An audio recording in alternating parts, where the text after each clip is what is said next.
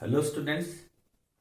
समष्टि अर्थशास्त्र से संबंधित पिछले वीडियो में हमने संपूर्ण क्लासिकल मॉडल क्या होता है उसको समीकरणों और चित्रों के माध्यम से समझा था। कई बार प्रश्न जो पूछा जाता है उसमें संपूर्ण क्लासिकल मॉडल में कोई एक परिवर्तन पूछ लिया जाता है। कभी ये पूछ लिया जाता है कि अगर श्रम की पूर्ति में परिवर्तन होगा तो क्या होगा, कभी ये पूछ लिया जाता है कि मुद्रा की पूर्ति में परिवर्तन होगा तो क्या होगा, या श्रम की मांग में परिवर्तन होगा तो क्या होगा, उत्पादन की तकनीक बदलती है तो क्या होगा।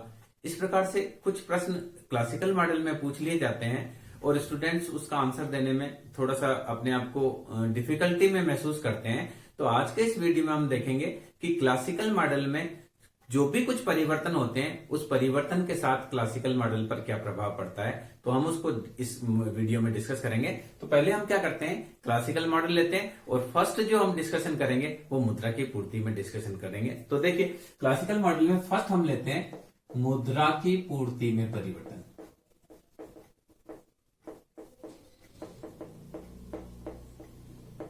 तो देखिए पहले हमको क्लासिकल मॉडल लेना है, फिर मुद्रा की पूर्ति में परिवर्तन को उसमें डिस्कस करेंगे। तो यहां देखिए पहले क्लासिकल मॉडल का हम चारों चित्र बनाएंगे।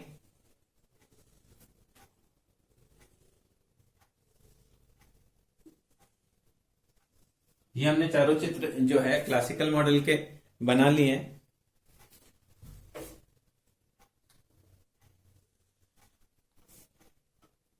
अब देखिए ये हमारा बताता है डिमांड फॉर लेबर को और ये सप्लाई फॉर लेबर को।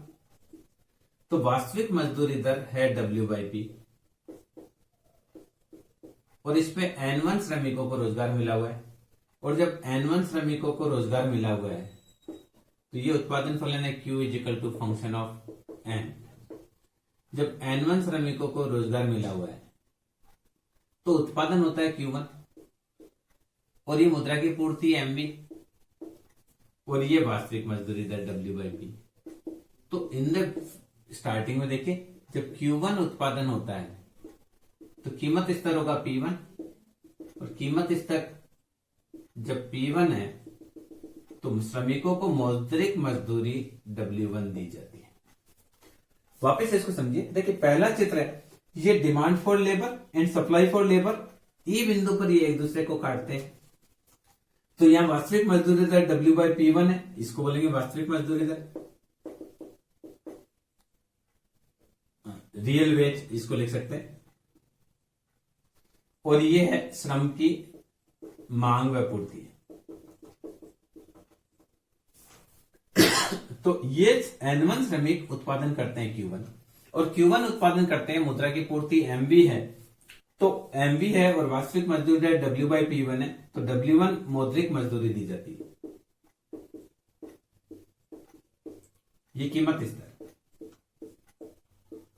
ये कीमत स्तर। अब ये पूछते हैं कई बार कि क्या होगा यदि मुद्रा की पूर्ति बढ़ जाए। अब ये आपका क्लासिकल मॉडल है, ये पहला चित्र है A, ये B, ये C और ये C चित्र है और ये D चित्र है। अब देखिए मुद्रा की पूर्ति बढ़ जाती है तो हम यह मुद्रा की पूर्ति को बढ़ा देते हैं। सर रिजर्व बैंक ने ज्यादा मुद्रा की पूर्ति कर दी M1B1। मुद्रा की पूर्ति बढ़ने से क्या हुआ, मुद्रा की पूर्ति बढ़ने से कीमतें बढ़ गई, कीमतें बढ़कर P2 हो गई, P1 से P2 हो गई। उत्पादन और रोजगार पर कोई प्रभाव नहीं पड़ता है क्योंकि सरकार के द्वारा केवल मुद्रा की पूर्ति को बढ़ाया गया है, तो इससे उत्पादन व रोजगार प्रभावित नहीं होता है। हाँ, वास्तविक मजदूरी दर वही रहती है, मौद्रिक मजदूरी दर W1 से W2 हो जाती है। तो यहां देखिए रोजगार N1, पूर्व में रोजगार भी N1 और पश्चात में भी रोजगार रहता है N1। रोजगार में कोई परिवर्तन नहीं होता है। वास्तविक मजदूरी दर पहले भी W/P1 थी, अभी भी W/P1 होती है। क्वांटिटी पहले भी Q1 प्रोडक्शन था, अभी भी Q2 प्रोडक्शन होता है, क्वांटिटी में भी कोई चेंज नहीं होता है। कीमत स्तर पहले P1 था, अब क्या हो जाता है, P2 हो जाता है। मौद्रिक मजदूरी पहले W1 थी और अब क्या हो जाती है, W2 हो जाती है। तो क्या होता है, अगर मान लीजिए सरकार के द्वारा मुद्रा की पूर्ति को बढ़ाया जाता है तो मुद्रा की पूर्ति को तो पहले वाले चित्र में देखिए डिमांड एंड सप्लाई आपस में कट रहे हैं। W1 मजदूरी है, N1 श्रमिकों को रोजगार दिया जाता है। ये N1 श्रमिक Q1 का उत्पादन करते हैं। Q1 उत्पादन की वजह से कीमतें P1 होती है। जब कीमतें P1 होती है तो श्रमिकों को मौद्रिक मजदूरी W1 मिलती है।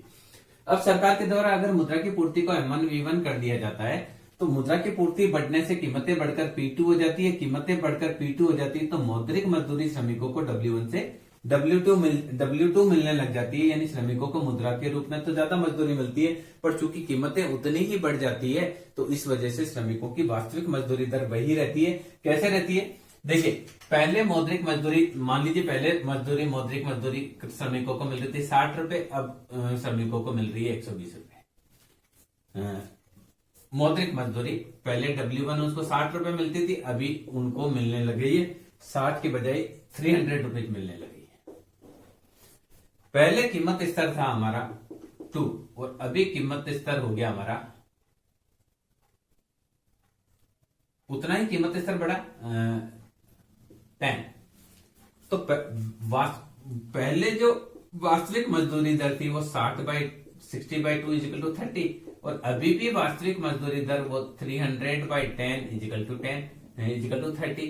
यानी श्रमिकों की वास्तविक मजदूरी में कोई परिवर्तन नहीं हुआ। श्रमिक भले खुश होते हैं कि पहले हमको 30 रुपए मिलते, पहले हमको 60 रुपए मौद्रिक मजदूरी मिलती थी, अब 60 की जगह हम 300 रुपए ले रहे हैं, पर उसी अनुपात में कीमत स्तर बढ़ गया तो श्रमिकों की वास्तविक स्थिति में कोई भी परिवर्तन नहीं हुआ। श्रमिक जैसी पहली स्थिति में थे वैसे के वैसे ही अभी है, श्रमिकों की स्थिति में कोई भी चेंज नहीं होगा। तो इस प्रकार से अगर ये पूछा जाए कि मुद्रा की पूर्ति में परिवर्तन होगा तो क्या होगा, तो आपको मुद्रा की पूर्ति में परिवर्तन करना है। तो उससे क्या होगा, रोजगार में कोई परिवर्तन नहीं होगा, वास्तविक मजदूरी दर में कोई परिवर्तन नहीं होगा, उत्पादन Q1 का Q1 ही रहेगा, कीमत स्तर बढ़ेगा, ये कीमत स्तर बढ़ा और मौद्रिक मजदूरी बढ़ी, बाकी कोई भी परिवर्तन नहीं हुआ। अब मान लीजिए पूछा जाए कि श्रम की पूर्ति में परिवर्तन होता है तो क्या होगा। दूसरा हम क्या बोल रहे हैं कि श्रम की पूर्ति में परिवर्तन होने पर क्या होगा।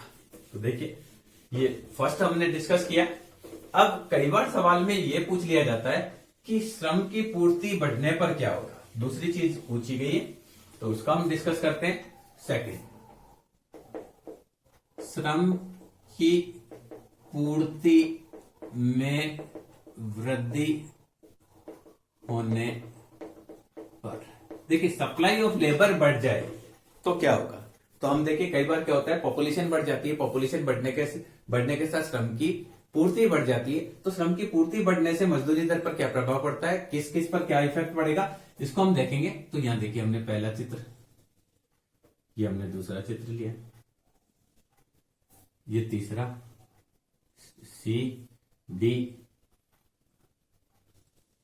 अब देखिए ये डिमांड फॉर लेबर है फर्स्ट और ये सप्लाई फॉर लेबर है। प्रारंभिक स्तर में N1 श्रमिकों को रोजगार मिलता है और W/P1 वास्तविक मजदूरी दर मिलती है और ये उत्पादन फलन है Q equal to function of N। तो N1 श्रमिकों के द्वारा ये मुद्रा की पूर्ति फलन है MV और ये वास्तविक मजदूरी दर स्टार्टिंग की W/P1। तो देखिए N1 श्रमिक पहले श्रमिकों की मांग और पूर्ति आपस में काटती है, W1 ई बिंदु पर काटती है, N1 श्रमिकों को रोजगार मिलता है E1 बिंदु पर। और अब ये N1 श्रमिक जो है, ये N1 श्रमिक उत्पादन करते हैं,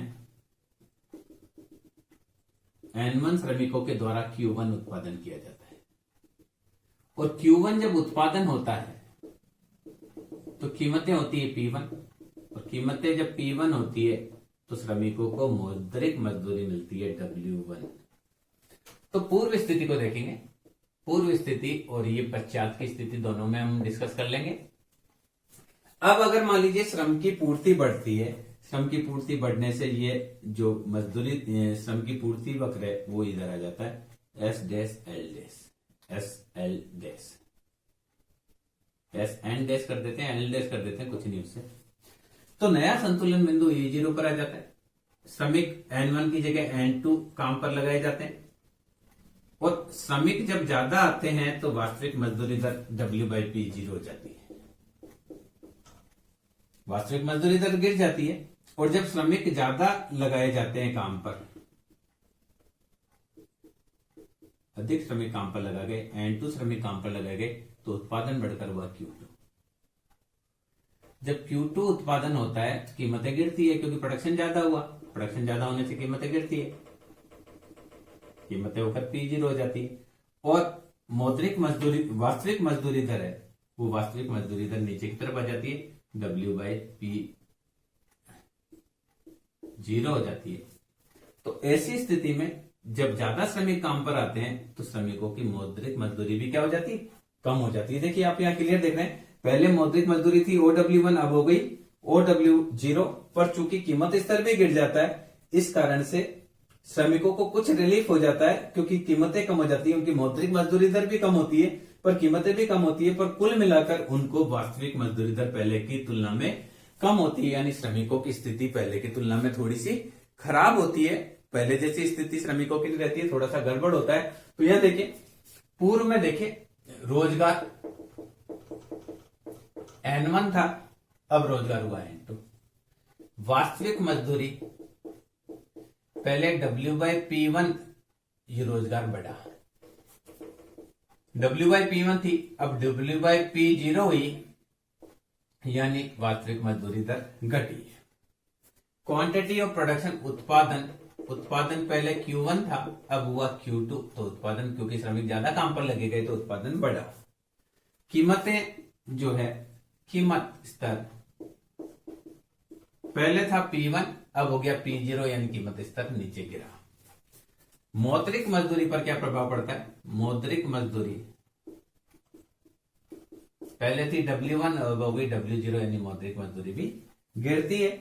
तो इसका मतलब है कि अगर श्रम की पूर्ति बढ़ती है, जैसे जैसे लेबर बढ़ रही है, जैसे जैसे पॉपुलेशन बढ़ने के साथ श्रम की पूर्ति हमारे यहाँ बढ़ रही है, वास्तविक मजदूरी दर घट रही है, क्योंकि ज्यादा श्रमिक काम पर उपलब्ध होते हैं, तो उसकी वजह से मजदूरी दर में कमी हो जाती है।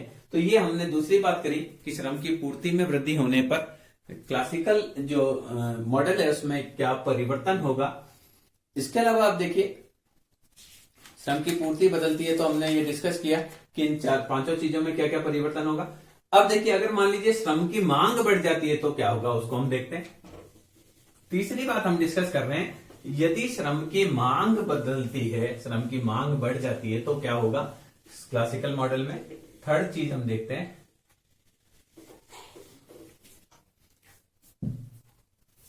थर्ड हमने देखा श्रम की मांग बढ़ जाती है,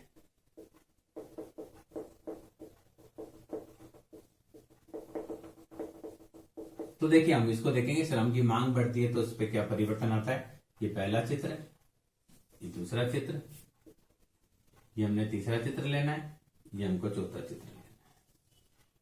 तो यहां देखिए, ये डिमांड फॉर लेबर है, ये सप्लाई फॉर लेबर है,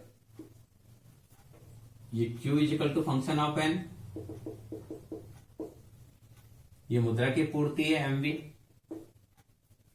और ये वास्तविक मजदूरी दर W/P1। तो देखिए, E1 श्रम की मांग और पूर्ति वक्र, L लिख रखा है, N लिख रखा है, एक ही बात है, आप समझ जाए, N फॉर लेबर या L हम यहां लिख देते हैं, N हो चाहे L हो, इसको क्या लिखना है, श्रम। ओके, तो W1 मजदूरी मिलती है, W/P1 वास्तविक मजदूरी मिलती है, N1 श्रमिकों को रोजगार पर रखा जाता है, और जब श्रमिक N1 रखे जाते हैं, N1 श्रमिक होते हैं तो प्रोडक्शन होता है Q1। जब प्रोडक्शन Q1 होता है तो कीमत स्तर होता है P1, और कीमत P1 कीमत स्तर होता है तो मौद्रिक मजदूरी मिलती है W1। ये मौद्रिक मजदूरी को बताता है। अब देखिए क्या होता है अगर श्रम की मांग बदलती है, पूरा का पूरा वही है, ABCD हमने अभी बनाया वैसा का वैसा ही है, इसमें हमने कुछ भी डिफरेंस नहीं किया। अब अगर श्रम की मांग बदलती है तो श्रम की मांग बदलकर ये D'(N) हो जाएगी, D'(N)। तो श्रम की मांग बदलती है तो संतुलन बिंदु E2 पर आ जाता है। श्रम की मांग क्यों बदलती है? क्योंकि उत्पादन ज्यादा करना होता है, उत्पादन की तकनीक चेंज हुई है, कुछ भी कारण से श्रम की मांग बढ़ी, तो श्रम की मांग बढ़कर N1 से N2 हो जाती है। और श्रम की मांग बढ़ती है तो उत्पादन फलन भी ऊपर की ओर विवर्तित हो जाता है, Q' फंक्शन ऑफ N। क्योंकि श्रम की मांग बढ़ी तो उत्पादन फलन जो है वो N2 हो जाता है। श्रम की मांग क्यों बढ़ी है? देखिए, पहले वाले वक्र में इसमें थोड़ा सा अंतर है। पहले श्रम की पूर्ति बढ़ी थी, तो इसका मतलब है कि जो उत्पादक है, इंडस्ट्रियल उत्पादक है, उसने कोई तकनीक में परिवर्तन नहीं किया, उसने कोई नया प्लांट नहीं लगाया, केवल पॉपुलेशन बढ़ने से श्रमिकों की पूर्ति बढ़ गई थी। तो इसकी वजह से उत्पादन फलन में कोई भी परिवर्तन नहीं हुआ। पर अगर श्रम की मांग बढ़ी है, श्रम की मांग बढ़ी है यानी जो इंडस्ट्रियलिस्ट है, उद्योगपति है, उसको अधिक मात्रा में श्रमिकों की आवश्यकता है। तो श्रमिकों की आवश्यकता अधिक मात्रा में है, अधिक मात्रा में है, तो इसका मतलब उत्पादन फलन इसमें क्या होगा? चेंज होगा। तो उत्पादन फलन चेंज हो गया। अब देखिए, पहले उत्पादन था Q1, अब हो गया उत्पादन Q2। और यहां देखिए, वास्तविक मजदूरी दर बढ़कर W2 हो जाती है, W/P2 हो गई। N1 अधिक श्रमिक काम पर लगाए गए। अब जब ज्यादा उत्पादन होता है तो कीमतें गिरती है, कीमत स्तर गिरता है उत्पादन बढ़ने से। कीमत स्तर P1 से क्या हो गया? P0 हो गया। पर वास्तविक मजदूरी दर क्या हुई? वास्तविक मजदूरी दर बढ़कर W/P2 हो गई। तो अब यहां देखिए, मौद्रिक मजदूरी चाहे वो की वही रहे, पर वास्तविक मजदूरी दर में क्या हो जाता है? अंतर हो जाता है। या मौद्रिक मजदूरी भी हम थोड़ा सा इसको चेंज कर सकते हैं, क्योंकि मौद्रिक मजदूरी भी बदल सकती है। ये संभव, ये फिक्स नहीं है कि हमेशा ये यही रहने वाली है। तो हम इसको थोड़ा सा देखिए, अब इसको ज्यादा क्लियर होगा। क्या हुआ? ये वास्तविक मजदूरी दर बढ़ी। अब आप देखिए, फर्स्ट प्रारंभिक संतुलन E1 बिंदु पर होता है, जहां N1 श्रमिक काम पर लगाए जाते हैं। Q1 प्रोडक्शन होता है। Q1 प्रोडक्शन होने की वजह से P1 कीमत होती है, और श्रमिकों को जो मौद्रिक मजदूरी मिलती है वो मिलती है W1। अब जब श्रमिकों की मांग बढ़ती है तो वास्तविक मजदूरी दर बढ़कर W1 की जगह W2 हो जाती है, और उत्पादन फलन परिवर्तित होकर Q1 से Q2 हो जाता है, Q1 से Q' हो जाता है, और उत्पादन की मात्रा Q1 से Q2 हो जाती है। जब उत्पादन बढ़ता है तो कीमतें P1 से घटकर P0 हो जाती है, और नई परिस्थिति में चूंकि इसकी मौद्रिक मजदूरी भी क्या हो जाती है? W2 हो जाती है। तो यहां देखिए, पूर्व स्थिति और पश्चात की स्थिति में देखिए, सबसे पहले हम बात करते हैं रोजगार की। रोजगार पहले N1 था, अब N2 लोगों को रोजगार मिल रहा है। वास्तविक मजदूरी दर में क्या होता है? ये बोल रहे हैं रोजगार बढ़ रहा है। वास्तविक मजदूरी दर पहले W/P1 थी, अब W/P2 हो जाती है, तो यानी ये भी वास्तविक मजदूरी बढ़ती है। उत्पादन की बात करें हम, तो उत्पादन पहले Q1 था, अभी Q2 हो गया, ये भी बढ़ता है। तीसरी, अच्छा, इसके बाद हम बात करते हैं कीमत स्तर की। पहले P1 था, अभी P0 हो जाता है, यानी कीमत स्तर घटता है। मौद्रिक मजदूरी की बात करें,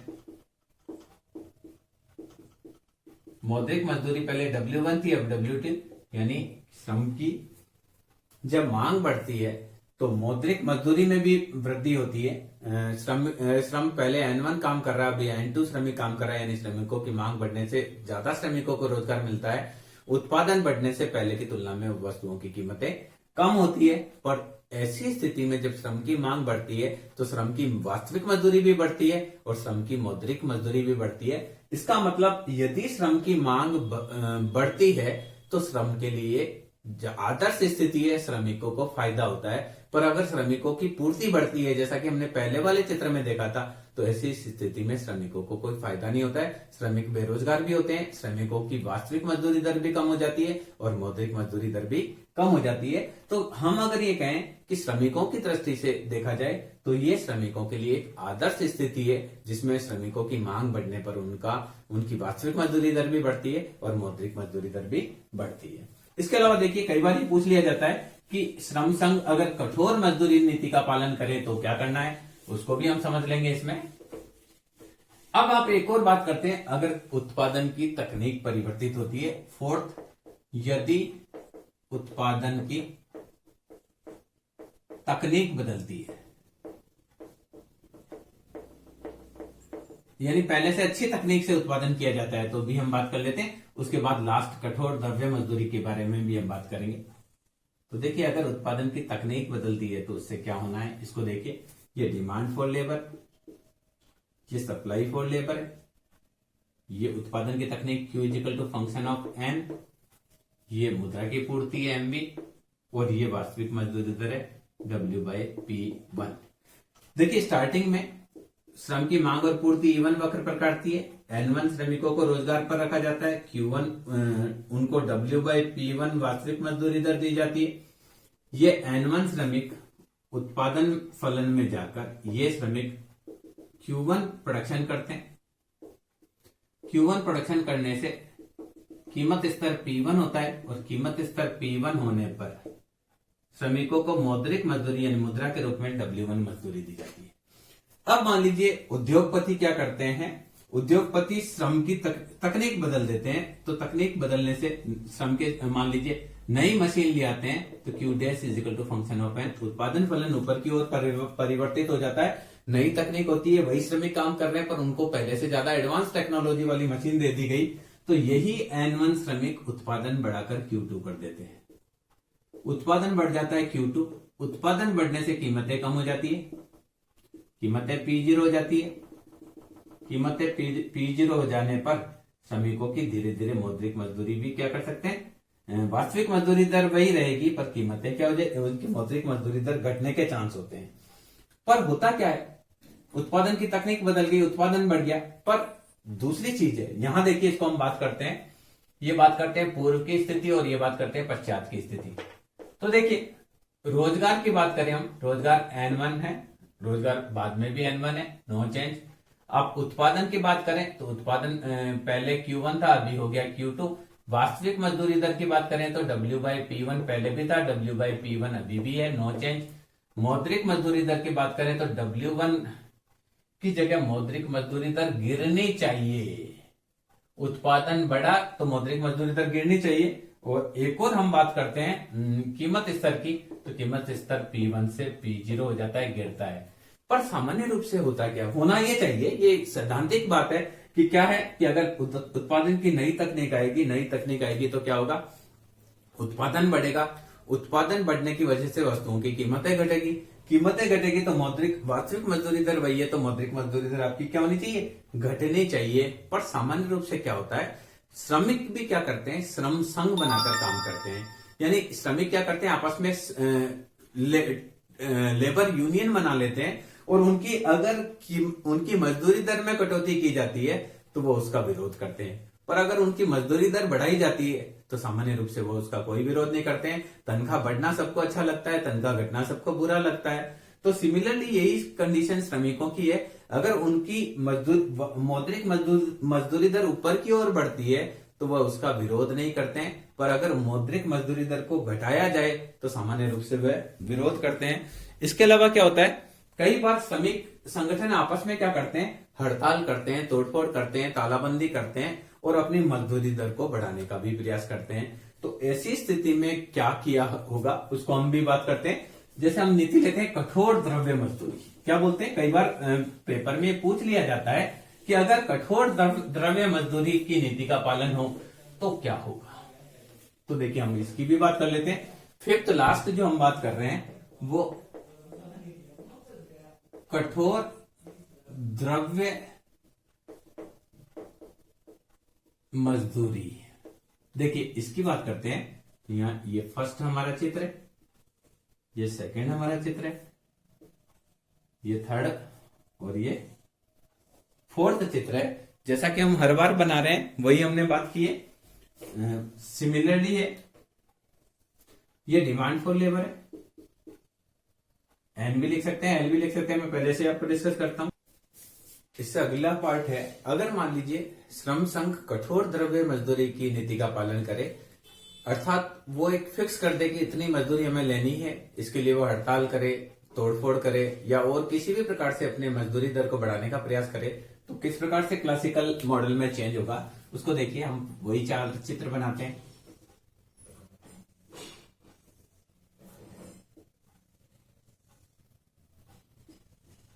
देखिए स्टार्टिंग में देखिए, ये डिमांड फॉर लेबर, ये सप्लाई फॉर लेबर, ये Q equal to function of N, ये मुद्रा की पूर्ति MV और ये वास्तविक मजदूरी दर W/P। वन। जब प्रारंभिक मांग और पूर्ति वक्र E1 बिंदु पर काटते हैं जहां N1 श्रमिकों को रोजगार मिलता है और वास्तविक मजदूरी दर W/P1 होती है।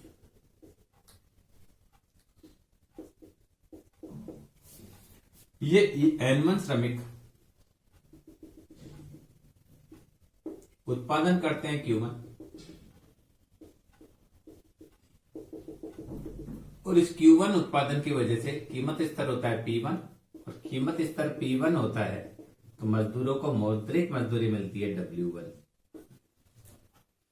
अब देखिए, मान लीजिए श्रम संघ ये कहते हैं हम तो W2 मजदूरी लेंगे ही लेंगे। क्या कर रहे हैं, इन्होंने रिजिड मजदूरी दर रख दी, मैंने इसलिए इसको थोड़ा डार्क कर दिया। मौद्रिक मजदूरी रिजिड हो गई, W2 मजदूरी लेंगे ही लेंगे। तो ऐसी स्थिति में क्या होता है, श्रमिकों का रोजगार का स्तर गिर जाता है। अब N0 श्रमिकों को ही रोजगार मिल रहा है, N1 की जगह N0 श्रमिकों को रोजगार मिलता है और वास्तविक मजदूरी दर बढ़कर W/P2 हो जाती है, क्योंकि मौद्रिक मजदूरी वही रहती है। तो इस वजह से वास्तविक मजदूरी दर बढ़कर W/P2 हो जाती है और उत्पादन जो है वो उत्पादन गिरकर Q0 हो जाता है और उत्पादन जब गिरता है तो कीमत स्तर P1 से बढ़कर P2 हो जाता है। तो ऐसी स्थिति में हालांकि श्रमिकों को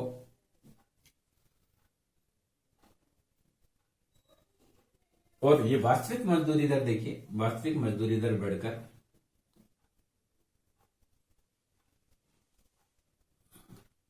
W/P2 हो जाती है। अब सरकार क्या करती है, अगर मान लीजिए सरकार मुद्रा की पूर्ति को बढ़ाकर M2 कर देती, सरकार क्या करती है कि उतने ही श्रमिकों को रोजगार देना है, रोजगार का स्तर कम नहीं कर सकती, तो सरकार क्या करती है, मुद्रा की पूर्ति को M1V1 कर देती है। तो नई परिस्थिति में क्या होता है, इसको समझने की बात है। ये फर्स्ट स्थिति है। अगर मान लीजिए मजदूर जबरदस्ती हम तो OW2 मजदूरी रखेंगे ही रखेंगे, तो ऐसी स्थिति में N0 श्रमिकों का रोजगार छिन जाता है, इतने श्रमिक बेरोजगार हो जाते हैं। अब मान लीजिए सरकार को बेरोजगारी की स्थिति को नहीं बढ़ाना है, तो सरकार क्या करेगी, मुद्रा की पूर्ति में वृद्धि कर देगी। तो ये M1V1 मुद्रा की पूर्ति सरकार के द्वारा बढ़ा दी जाती है, M1V1। तो नई स्थिति में उतने ही श्रमिकों को रोजगार मिलता है और उतने ही श्रमिकों को रोजगार मिलने की स्थिति में कीमत स्तर बढ़कर P3 हो जाता है। कीमत स्तर बढ़कर P3 हो जाता है और वास्तविक मजदूरी दर है, वास्तविक मजदूरी दर का स्तर तो अब देखिए, इसको समझिए, अब इसका क्लियर है। देखिए, अब देखिए स्टार्टिंग में देखिए, मांग और पूर्ति वक्र आपस में, श्रम की मांग और श्रम की पूर्ति वक्र E1 बिंदु पर काटते हैं, W1 मजदूरी होती है। W1 मजदूरी पर N1 श्रमिक Q1 का उत्पादन करते हैं और Q1 उत्पादन करते हैं, तो P1 प्राइस कीमत स्तर होता है और P1 कीमत स्तर पर वास्तविक मजदूरी दर यह है, तो इस वजह से श्रमिकों को W1 मजदूरी मिलती है। अब श्रमिक कहते हैं कि हमको तो W2 मजदूरी चाहिए चाहिए, किसी भी प्रकार से वो तोड़फोड़ करते हैं, हड़ताल करते हैं, तालाबंदी करते हैं, अपना श्रम संगठन का भूख हड़ताल करते हैं, किसी भी प्रकार से वो मजदूरी दर को बढ़ाने का प्रयास करते हैं। तो ऐसी स्थिति में वास्तविक मजदूरी दर W1 से WP2 हो जाती है और इस वजह से वास्तविक मजदूरी दर बढ़ती है, तो N0 N1 यानी इतने श्रमिकों को बेरोजगारी का सामना करना पड़ता है। जब श्रमिक कम काम करते हैं तो उत्पादन Q0 हो जाता है, उत्पादन घटने की वजह से कीमत बढ़कर P2 हो जाती है।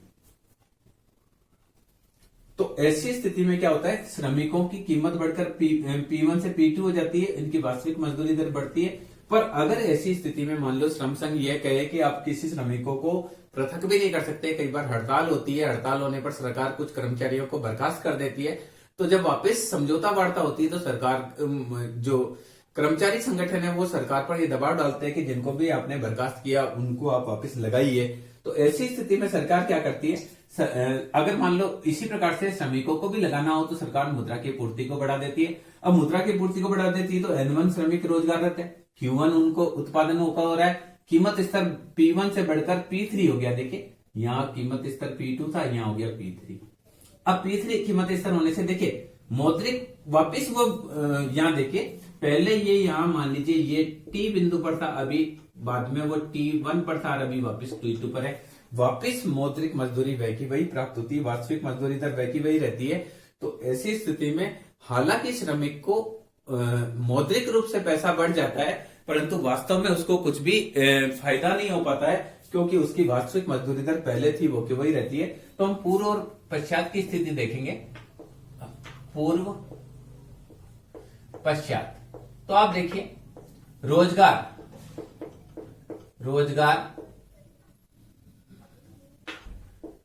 रोजगार में देखिए पहले N1 था, उसके बाद N0 हो गया, यानी रोजगार घटा।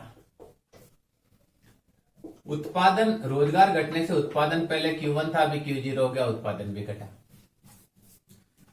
वास्तविक मजदूरी पहले W/P1 थी, वो बढ़कर W/P2 हो गई, ये बढ़ी। मौद्रिक मजदूरी भी W1 थी, W2 हो गई, बढ़ी। कीमत स्तर P1 था, P2 हो गया, बढ़ा।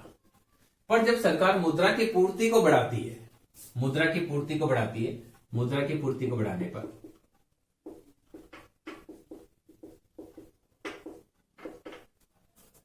N1 का वापिस N1 हो जाता है, Q1 का वापिस Q1 हो जाता है, W/P1 का वापिस W/P1 रह जाता है।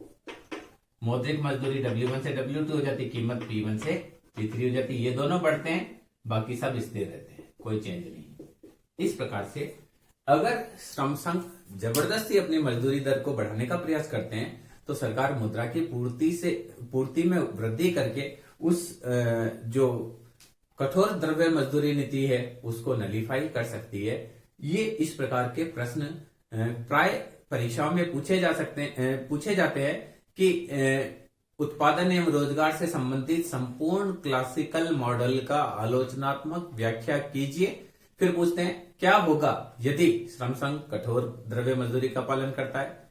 तकनीकी ज्ञान बढ़ जाता है, मुद्रा की पूर्ति बढ़ती है, मुद्रा की श्रम की मांग घटती है। इस प्रकार के प्रश्न पूछे जाते हैं। तो ऐसा कोई प्रश्न आता है तो इसके बाद आप कर सकते हैं। Thank you.